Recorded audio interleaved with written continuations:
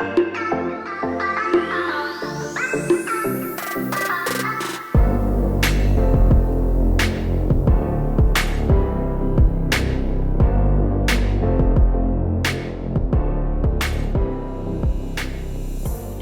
everybody and welcome back to the channel. Bob here. Thanks so much for stopping by. So today I have for you guys kind of a Thule heavy duty sport watch from the Swiss watch company RUF Watches.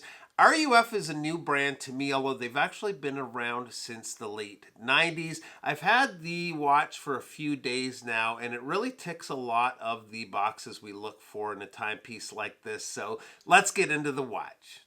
So when I was first introduced to the brand, I was calling them RUF Watches. It's actually RUF Watches, and excuse my pronunciation, but that's short for Royce Urn Fabric. RUF focuses on making and releasing robust sport watches. They have a few different lines of watches, but the RUF500 that I have today comes in a total of 4 colorways. There's green, blue, black. Then there's a stealth blacked out PVD version. I think that's my favorite of the bunch. This version has the matte blue dial. Up by the 12, we have RUF printed. There's a fair amount of text above the 6, but with the large handset and the applied hour markers, I find your eye goes straight to them, so legibility isn't an issue at all. I really like the choice of handset, especially the oversized hour and minute hand. If you're talking purpose-built sport watches, this is definitely the kind of handset you want to see. Over at the 3 is the date, and they have it framed in steel, which is a nice detail. The lume they're using is decent, although the hour markers aren't nearly as bright as the handset.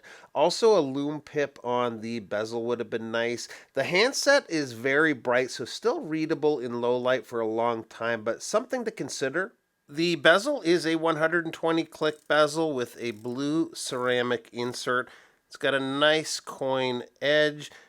Very easy to use. Each click is precise. It's easy to turn, but not too easy. No backplay issues, and the alignment is spot on, so no problems there either.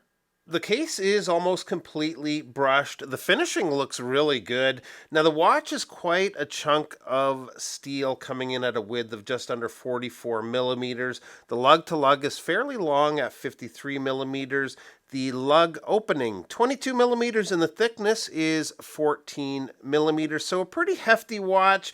The crystal is a sapphire crystal, and the water resist is a massive 500 meters. We do have that helium escape valve there on the side of the case.